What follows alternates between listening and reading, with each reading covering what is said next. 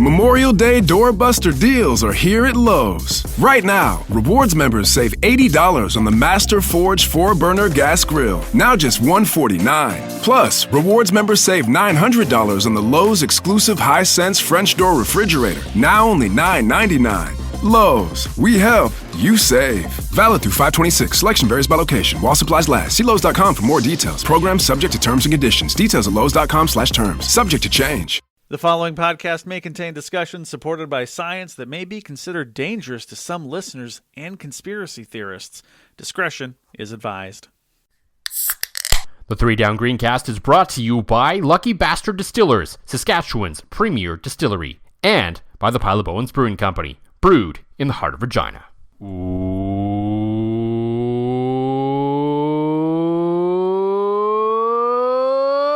Welcome to the 3 Down Greencast. You are listening to the internet's only Jon Snow Good Very Bad Weekend podcast.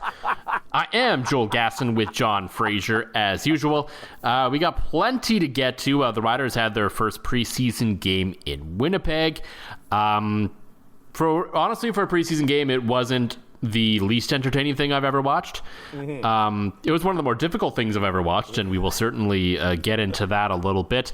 The news is now official. Center Sean McEwen is out for the year, and the Riders also had their season ticket member event before the game on Saturday, and we have some thoughts on apparently what went down there thanks to our friends over at the Piffles podcast.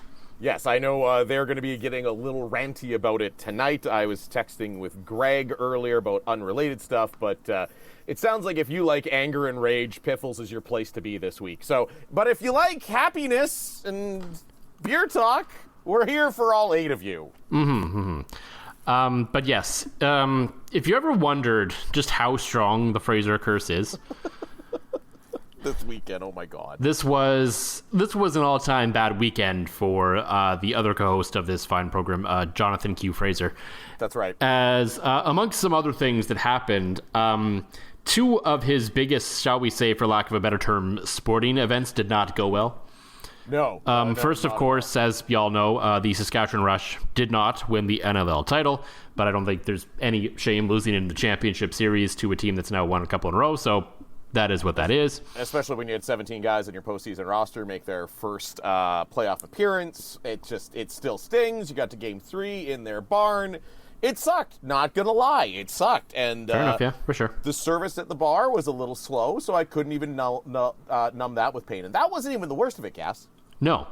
Then on Sunday, and sorry, we're going to talk wrestling for a second here. Yes. There was an event called been known to do. WWE Battleground, which is what they call a PLE. I'm old and still call them pay-per-views. Even though now you can just watch it for free. Yeah, even though you don't actually pay-per-view anymore for the most part. I think the big ones still exist in a pay-per-view format somewhere if you really want to do that, but no one really has to do that anymore. So at least not with WWE. Some other promotions and sports do, but not them. Anyway, the main event featured the TNA Championship, which, if you're unaware, is a completely different wrestling promotion, but they have a working agreement with WWE to kind of share some stars between their NXT brand and TNA. Yes. And so this was the first time that the TNA Championship, which had been defended on other television programming before and other promotions, and won by other wrestlers from other promotions before, but this was the first time it was defended on WWE television. Yes. And if you're unaware, because John doesn't publicly talk too much, like we talk about wrestling amongst a lot with each other. Of course. I'm sure you talk with your friends and stuff, but as far as I know, you're not that active on social about it. So this I've generally kind of been quiet on social about everything that's not my own shameless self-promotion lately, as lacrosse season tends to do. But no, I love wrestling. I have a few favorites, obviously. I'm not as caught up as like you and Greg that I watch it every week. The kids haven't leapt into it yet, and I feel like when they do, I will. But no, I watch the PLEs, the pay-per-views. I follow along. There's times I'm texting you and be like, "What's this storyline?" But no, of it all, my favorite wrestler, yes, is one Joe Hendry. Yes, you may have heard the viral song. If not, you need to look it up. You need to look at his viral intros. Basically, he's a musician and a wrestler and a Scotsman like me. So he is quickly, as he's gained notoriety, he's quickly become my favorite, even to the point that when I'm like struggling in a curling game, I sing to myself, I believe in John Fraser. My kids do the song, everything. So Joe Hendry's my boy, and Gas, I'll let you take it from here. Anyway, Joe Hendry was the TNA, Total Nonstop Action Wrestling Champion. Yes. And he was facing a guy named Trick Williams in the main event from WWE for that title. And Joe lost. He did. So and I mean, we're not going to get too nerdy about this. Like, there is a lot of very good storyline and booking reasons why this happened, but we'll save you all of that. The important thing here is that amongst some other things, both of John Fraser's really big events this weekend went very poorly, and John Fraser cursed himself. And there's a third one, too. I don't want to get into the nitty-gritty. Don't worry, it's not health-related, it's not family-related, it's nothing like that. But there is a third thing that I had openly discussed with you, had my hopes up for, let's call it a professional opportunity that may have been on the horizon, and no more, and just to cap off of how Fraser cursed this is Lacey was going on saying, no, don't talk about it, don't bring it up to people, and me being me, I bring it up to people, right? And I'm like, no, I'm feeling confident, feeling good about this. So 5 minutes after the Rush game is over, I basically say, okay, no problem. I still got this thing I'm going to find out about today. And literally, no more than 5 minutes, I get the text saying, yeah, that thing's not happening. So, real 0 for 3. It was to the point I left the Rush game, drove home. This is like 5:30 in the afternoon because it was a 2:30 start, which was weird. Normally I would go home. 4:30 Eastern start. That's really weird, yeah. Yeah, Memorial Cup, TSN bumped it because of that, enough. Right? So anyways, I decided, okay, I'm going to rage mow, I'm going to have a beer, and then I stopped, and instead of going to my beer fridge at 5:30 in the afternoon, I poured myself what I could best describe as a glass of gin. So you did a Bryce pour. I did. And Lacey watched me down, and I went, that's better. So I went in rage mode, just anger mowing, die, lawn. And I still wasn't over it. So what did I do? I went upstairs, grabbed the bathroom caddy, and my God, my bathroom had never been cleaner. I scrubbed the shit out of Oh, shit. Yeah, I didn't know you were a rage cleaner. I didn't know either. I know I'm a rage drinker. I'm a rage foreign film enjoyer. But apparently, I was in such a rage, I had to rage clean. And this was all before, so this is... Maybe it was clearly the gin that got you in the mood to clean, apparently. Yeah, I guess so. I guess have some LB gin. You feel like you want to clean. It does not make me feel like I want to throw on a French maid's outfit, though. Thank God. That's. I think even Lacey would have been like, no, stop. No, exactly. See, I've tried to, I've heard lots of wives and women say that cleaning is sexy. So I've tried to put my best foot forward and clean topless. And that hasn't worked because I sweat a lot when I clean. Yeah, and you're a Saskatoon berry? Is that what you called yourself? Unfuckable Saskatoon berry. That's the one, yeah. I love that you wanted to make sure we were accurate on that and not bust it out. So, needless to say, I'm glad we are sitting here on a Tuesday night in my happy place, having some drinks with you. But hey, and here's the ultimate proof the Fraser curse is real. Mm-hmm. I very openly talked about the Rush and their chances to win. I very openly talked about the other thing with several people in my inner circle. I very openly talked about Joe Hendry winning, to the point I'm like, boys, you got to stay up late. We're going to watch Joe Hendry wrestle. Yeah, I even told you during the day, I was like, oh yeah, it's Joe and Trick tonight on Netflix. And you're like, okay, we're going to watch this. And then later I was like, you might not want to watch this. That's exactly it, right? Because you'd known the weekend I'd had. But had the other things gone fine, I would have just left you to discover it. But 100%. But you know what's funny? Yeah. The one thing I didn't really talk about for once, because I was so busy with the other things, was my Winnipeg Blue Bombers. Oh, wow, they won a preseason game. Hey, it does... I mean, as far as I think they won a preseason game anyway, we didn't see any of the points they scored, so who knows? We just... All we can go is off their word that those field goals were good.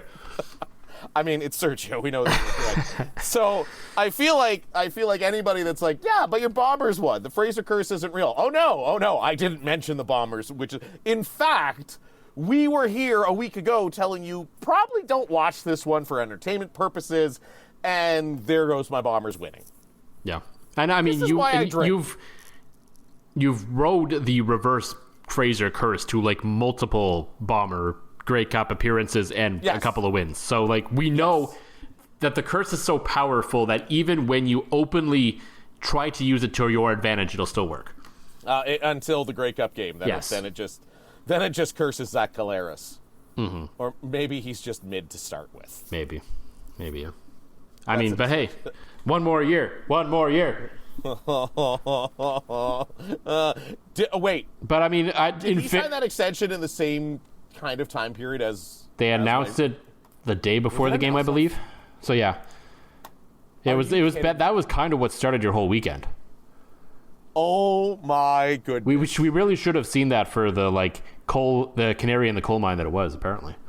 Really, them bringing Zach back and Elsgermia, or I can't say his name right now. Yeah. Well, I mean, he's in Green Bay probably for at least this year. So, and maybe too. It sounds like he's really well liked, and he apparently won the charity softball tournament home run derby.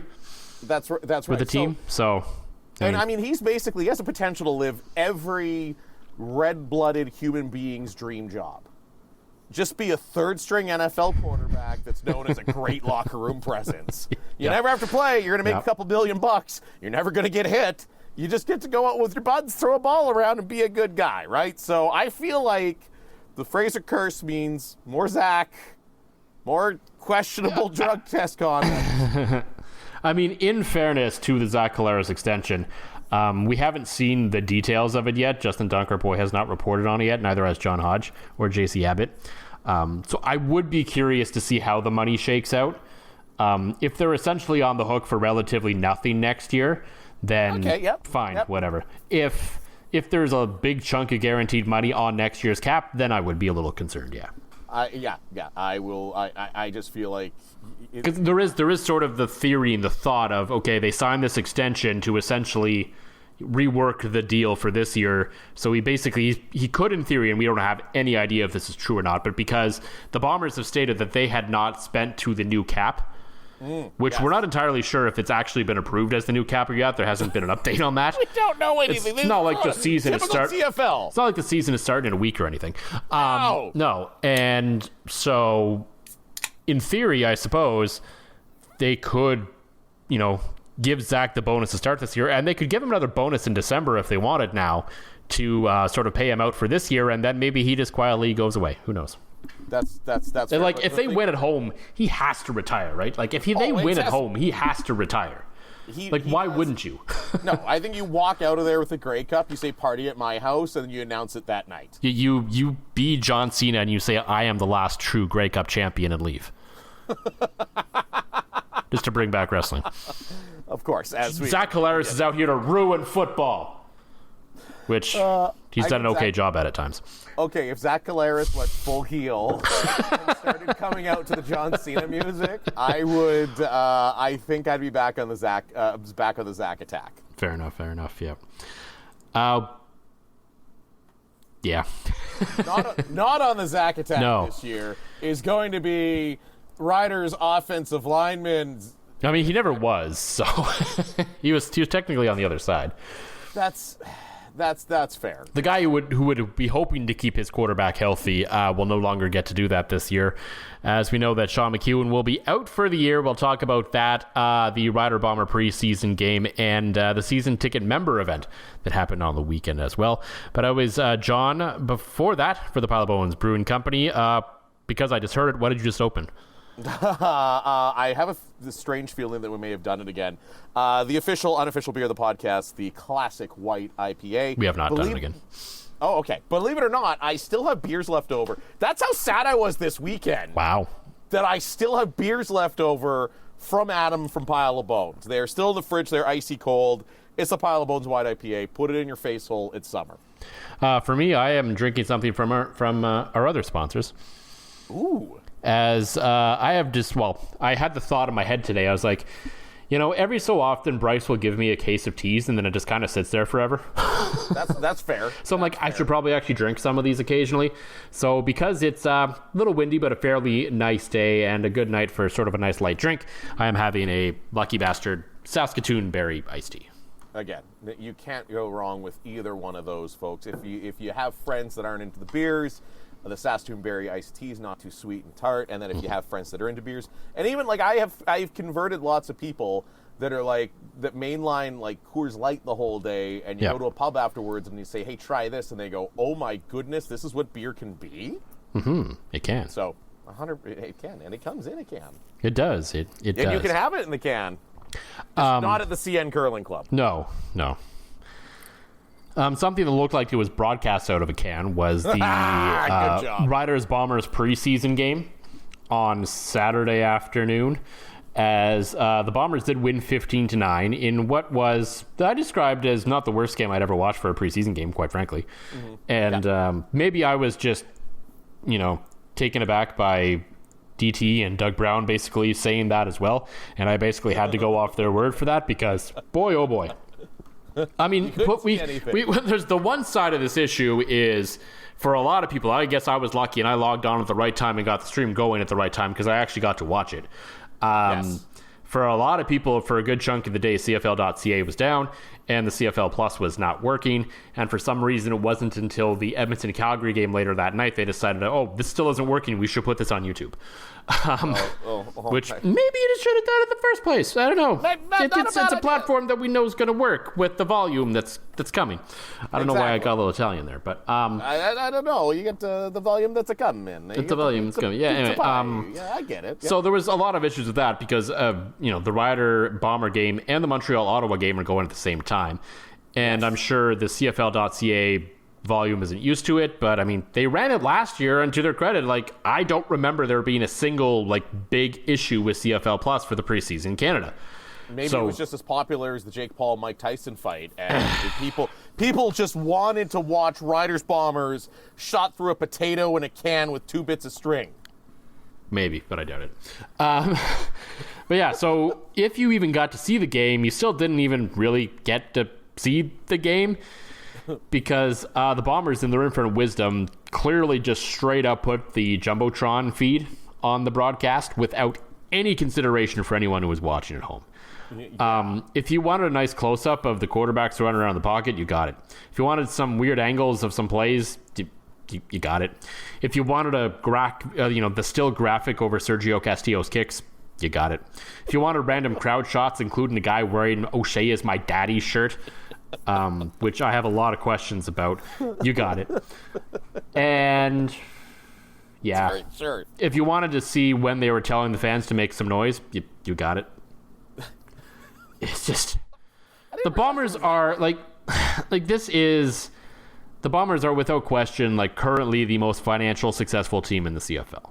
Yes. So, and I've said it before, I don't expect teams to sink a lot of money, if any extra money, into these broadcasts. It's fine. I'm not expecting a masterpiece. But every other game that seems to have been on CFL Plus, and the only other one I watched a little bit of was Calgary and Edmonton later in that day because I had some time to myself. So I was like, well, let's just put this on for a bit and see what's going on. And they actually gave us, the regular broadcast angles, essentially.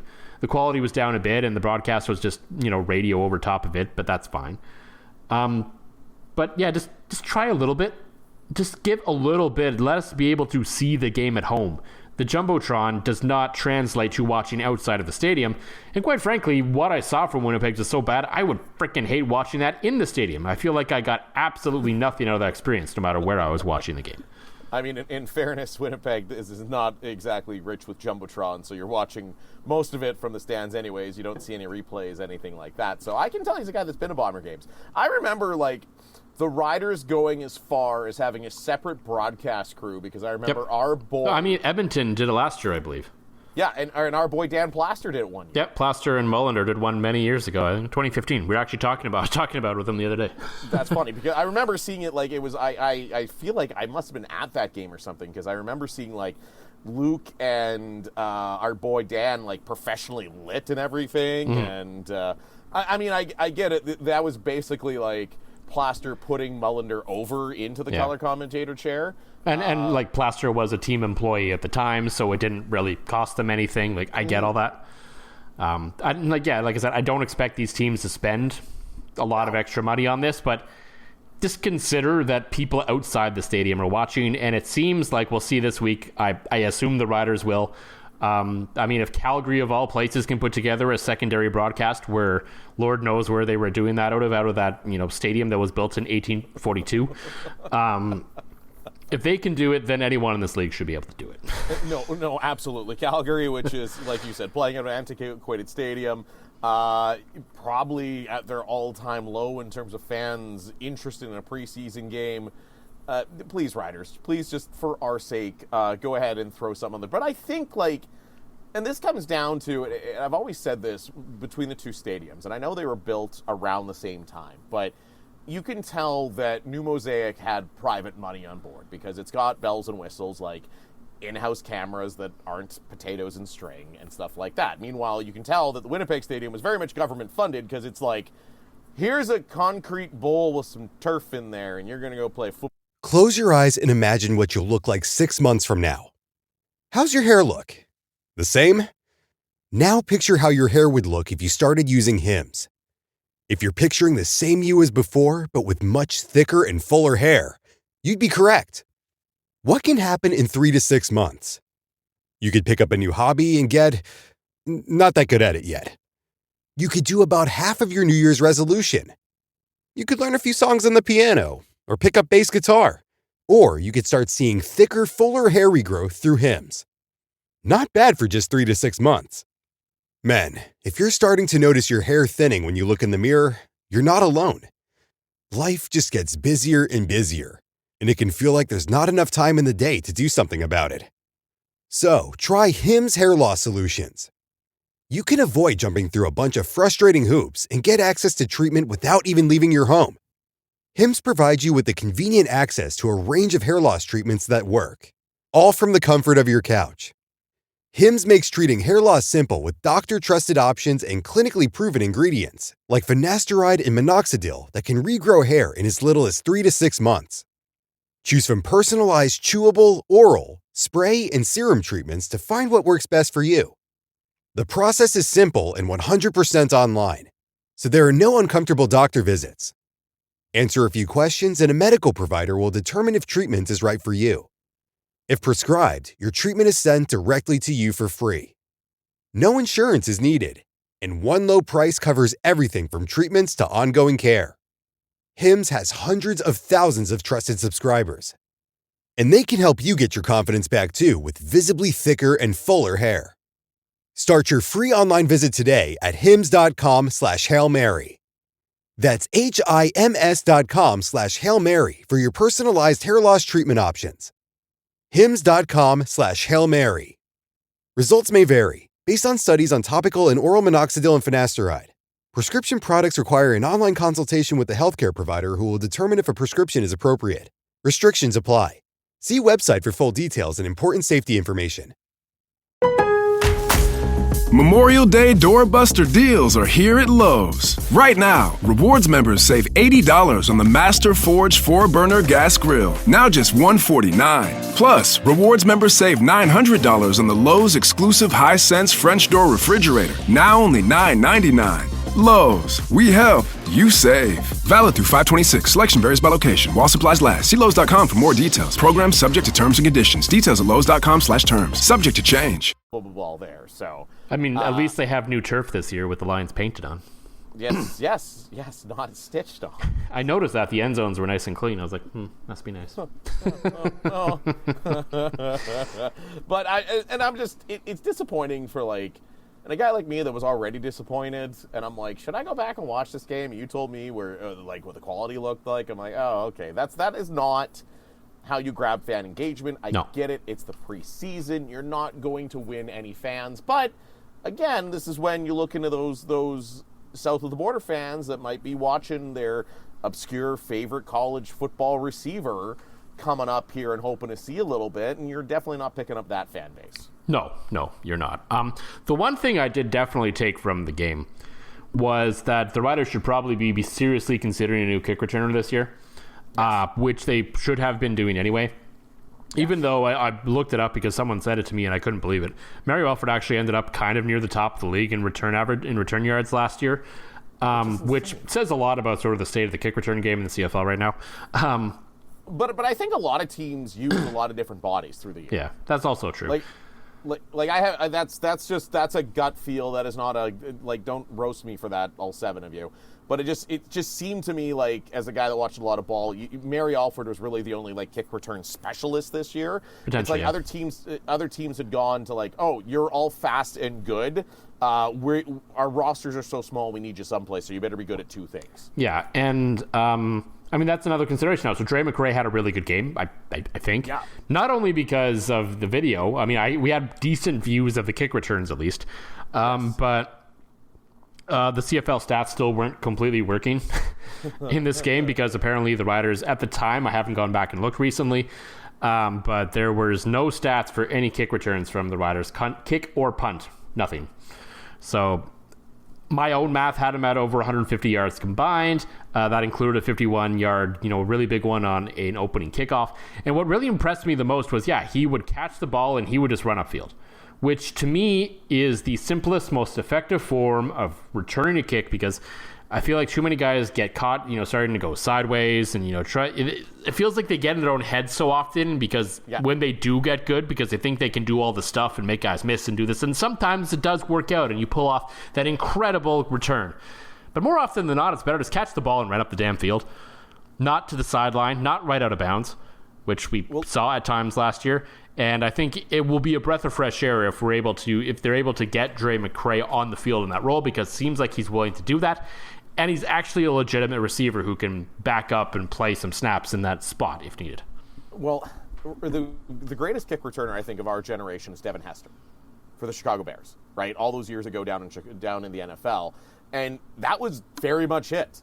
I catch ball, I turn on afterburners, and he could juke and stuff like that, but it was more like, I'm going to get to maximum speed and make you miss, right? Mm-hmm. So, and you're right, they actually do have the stats up now. And your math, applauso, very good. 110 yards on 3 returns, 5 punt returns for 46 yards. Wasn't that far off then? I added it up to 152 post-game in the article. But I was like, that's unofficial, and I wouldn't trust my math. But, I wasn't that far off. You were actually off by 4 yards, and that is quite damning. And Price is Right rules I didn't go over, so. No, you did not. Actually, you probably won both Showcase Showdowns right there. Damn right. I'll take the trip and the hot tub, thank you. Exactly. But you're right. It gives him flexibility. Let's face it. We've seen Alford try to be a receiver. He isn't. Yeah. And, again, the Riders are going to have to start getting creative and maybe bringing in bodies and paying them money to replace injured bodies. And when they re-signed Alford, I know you and I were both like, right? Yeah. It sounds like it's a pretty easy contract to get out of financially. So yeah, it's not like a ton of bonuses and stuff like that. But. No, because they signed him pretty late to begin with, so it is clear they were kind of on the fence about whether doing it or not. So it obviously became okay, you'll be in camp, but we'll see if anyone can beat you situation.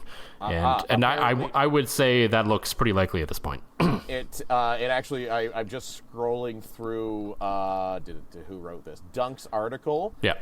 Alford could earn $92,000 in hard money with the distance. So basically, it's like straight salary. Make the team. You get 92 plus bonuses, and it's not one that we can't get out of. So easy peasy. What did you think? Again, I haven't watched it down, which is extraordinarily rare for me. But potato cam and all this, and my really bad weekend. Shift the conversation to AJ Ouellette. That's a guy I'm curious about. A guy that you and I both kind of thought, maybe it's time for you to go into pro wrestling, AJ. Yeah, it was a bit of a mixed bag. He had the one good, I believe, 21-yard run where he looked like himself. He had a good burst of speed. He basically ran in a straight line. He kind of jumped over a guy. It looked good. I was like, okay. And this was just after there were discussions about, within the 3 Down Nation group chat, whether this guy still had it or not, so then he did that. Of course. But the rest of the game, I wasn't that impressed with him. But, it's so hard to tell in these preseason games, especially when you can't see much. And I mean, other than Logan Ferland, they're playing a lot of other guys along the offensive line, like Jamarcus Hardrick, and some of those guys weren't out there. So I think that'll be, this next game coming this week will be a far better indicator in that. But if I had to pick a running back who actually played well and actually impressed me, it would be Thomas Houdan-Bertrand. He looked like he had... I love his name. Yeah, he had the burst. He had, everything he looked the part. Now, granted, it was later in the game, and, everyone's fifth stringers are out there and all that, so always to be taken into consideration, but, hey, you can only beat who's there, and I think out of the guys, he did the best job, yeah. Well, and the stats back it up as well. 41 yards and 6 carries, right? And he's a guy that I thought showed flashes of that last year. Mm-hmm. Which is why it surprised me even more when they brought back AJ, albeit on a restructured contract, right? It surprised me that they hadn't cut the cord after how ineffective he was, unless maybe they're looking at a thunder and lightning out of the backyard. But you have to assume this year they're not going to rely on him as heavily. You have to assume they're looking for a 1B option to spell him off a lot, and honestly, probably try to keep him fresh until October. Really, that's the name of the game with running backs, I think, in football now, is keep them in it so they keep the rhythm enough, but you don't ride them. Let them, sort of lumber around, use them sparingly, use them in the right spots when you need them, but make sure come, the push of the regular season in the playoffs is when they're still as fresh as you can be at that time of year rather than completely run down. And I say this as a fantasy football addict. That is, you're right. More and more teams are doing that split. It used to be your stars were your running backs, and now early season, it's more your wideouts and your quarterback. So, I think to me in the preseason, I remember this many years ago with Corey Sheets, and I remember watching that one in person. It's you're just looking for a guy or two that seemingly come out of nowhere. Oh, yeah, that 2012 camp, there was just 5 random people there vying for that job. Yeah, exactly, and it worked out. So I like Bertrand Houdan mostly because I can be like anybody that's on the CBC covering an election and pretend I'm very French when I say his name. And of course, yeah, I think it's going to be a couple interesting battles there, and looking forward to watching game number 2, not through potato vision. Hopefully, yeah. But again, as we've discussed, the Riders are going to be figuring things out along the offensive line. Zach Fry had been taking most of the reps for the now out for the season Sean McEwen through most of training camp to this point, but at the end of the day, they put Logan Ferland there, which I think that theory makes sense of why they did that. They're okay, we know Ferland can do this. Let's wait. He can play the games, but let's bring someone else along just in case. Or if by chance this guy ends up being really good at it, we can just plop him there as well. So, that's something obviously to watch going forward. And, I trust they're going to be okay through all of this. Obviously, Philip Gagnon missing is going to hurt as well. So it probably wouldn't hurt if they could find a guy off the scrap heap come cut down day to add just a little bit of extra Canadian depth there. But it sounds like there's some other guys they're fairly high on. So, we'll see how it plays out. I trust they know what they're doing. At the end of the day, the best thing they have is Trevor Harris, too, who takes a step back and throws the ball. And exactly. I believe in that game against Winnipeg, they gave up very few, if any, sacks. And it's not like Winnipeg didn't blitz at all in that game either. So no, I mean, that's Winnipeg's bread and butter. As of course, as we mentioned, confirmed to our boy, friend of the program, Dave Thomas, the voice of the Riders, that he is going to be out with an ACL. Before it was all vague speak and, yeah, he's going to be out a while, blah, blah, blah. Nah, the guy had ACL surgery. He's toast. I'm just pulling it up because we do have stats to see if he was... Stat boy. I got to do something. Right? 0 sacks for the Winnipeg Blue Bombers. That's what I thought, Sergio Castillo dominated game. Yes. Yeah, it was very much a field goal affair. There was one sort of weird touchdown that was taken off the board that was never really a touchdown, which was in the first quarter when the Trevor Harris had a pass knocked down, and it was very clearly knocked down and hit the turf very clearly. And the ref is standing there staring at the ball in this play, and one of the Bombers defenders picks it up and they run all the way down the field, but they don't blow the whistle. And it's okay, this isn't a sort of borderline fumble. Like, this is a very obvious situation that happened here. Like, what's going on? You blew it. I think you said in good, bad, and dumb that let's remember, folks, it is preseason for officiating crew as well. And in the grand scheme of things, yes, as bad and as obvious and as weird as it was, they are trained to sort of let the thing play out just in case. So right. In theory, I guess it could have been knocked down behind the line of scrimmage. Who knows, right? Right. Who knows? You're basically watching through the stadium feed and seeing nothing but Bombers logos. Oh, I did, yeah, and I did not see the line of scrimmage, like down the line of scrimmage once the entire game. So the only time we got a really good replay and a really good view of something, though, was when Mike O'Shea challenged for pass interference. Of course. Which it was pass interference, and it was the right call, but of course, that's, look at all these angles you suddenly have. Wow. Where were these before? It's like basically watching a CSI program. Enhance. And like, some more. In fairness, I like the Ryder Maxtron in the stadium isn't much better. I expect what you see on CFL.ca to not be what is on the Maxtron on Saturday. So, like, it's every in stadium one you go to is going to be heavily skewed towards the home team. That is not my issue. My issue is just that leaving the stadium onto a site for mass consumption elsewhere. Yeah, you know what? I think the safest bet, listen to our boy Davey, listen to our boy Luke on the preseason game this weekend. Potentially, yeah. One other thing happened on the weekend. Luke and Dave... That didn't involve my life getting worse. No, because you're not a season ticket member. No. They did have a season ticket member event on Saturday, Mosaic Stadium. Basically, you get, season ticket members were able to go pick up their season tickets. They were supposed to get a tour of the locker room. Some players were there, different things, all that sort of stuff. And finally, after much discussion over the years over perks and gifts for being a season ticket member, the Riders, to their credit, finally decided to, sort of make some strides. And the fact that this day happened was a good thing. The fact that they started to make an attempt is a good thing. But according to Alex Dormuth of the Piffles podcast, it's safe to say the day left a little bit to be desired. Yeah, it's absolutely sounding like it. And if you've never listened to Piffles, those are three guys that are super passionate about this team. They are fans first and foremost, but they're not the kind of guys that everything sucks and They're not the kind of guys that everything sucks. They're not the kind of guys that everything rules.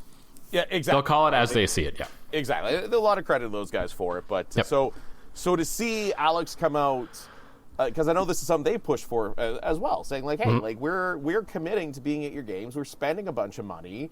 Give us a little something other than a pat on the back and a high five when I come to the stadium, right? So for Alex to write about some of his experiences, that's a bad look for everybody. When they're going to a way more popular fan blog and seeing a fan podcaster basically say like, hey, this was an unmitigated disaster. Now, again, I get it. It's just, you're trying to do something, but even this is ridiculous. The season ticket gift. Mm-hmm.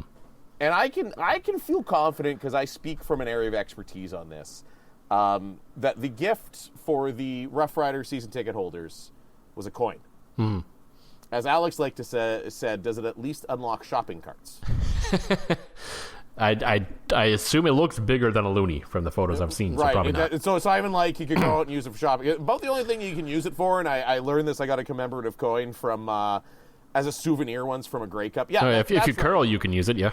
That is exactly it. That is about all you can use it for. So maybe you can get your hands on one there, Gas. Or, I don't know, maybe other sports where maybe you involved coin flipping. I don't know. But, yeah. Flag football. Now, yeah. I say I can speak from an area of expertise on this because working with the Saskatchewan Rush organization, and again, this is just going to come across as some rush glazing, and rightfully so, right? Such a homer. God. Right? God. Okay, let's face it, I'm a Rush homer. I pretend not to be on TV, but I don't know if you'll find a bigger Rush homer than me some days, right? Now, we're going to go apples to apples, where your entry-level season ticket price for the Rush is only $202 plus taxes, blah, blah, blah, blah, blah.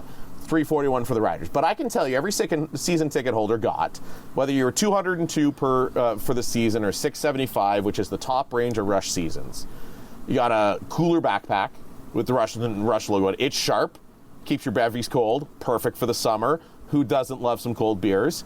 You got a water bottle. There's a couple other small trinkets, and then you got a really cool plaque that I actually have displayed in my office at work at Ed's Toyota. There's the plug. That's got some pins and says like Rush 2024 season ticket member, right? And this is a team that, although the only other professional sports team in Saskatchewan, let's face it, is the payroll smaller, the revenue smaller, everything, and they're outshining you, the Saskatchewan Roughriders. Mm-hmm. And I know they've done fan days. They have done fan days. I've seen them. I haven't been a part of one because I've always been on the broadcast, but they've done fan days with the locker room tour that didn't have 45-minute waits like Alex was talking about. They've done meet the players. Hell, the NLL, you do it after every game. You don't have to be a season ticket holder. You get to go down and get those autographs on the turf, right? Yep. So it's just, I'm glad it's a step in the right direction. Mm-hmm. But you think you would have at least made some phone calls. Even the Rattlers. The Rattlers this year, I wasn't able to make it because I'm on their staff this year. I don't know what they did for gifts. I know they did something, but they throw a party for you. Nice. They do a party at, I forget where it was, but basically they shut down a restaurant, got a bunch of players there, coaches, staff, everything like that. Now, again, with the Riders, you can't bring 15,000 people into a building. No, right? no, of course not. Even the Rush, you're looking at upwards of 4,000 or 5,000 people. But the Rattlers, smaller ticket base, season ticket base. They rent out an event space, do a really cool event.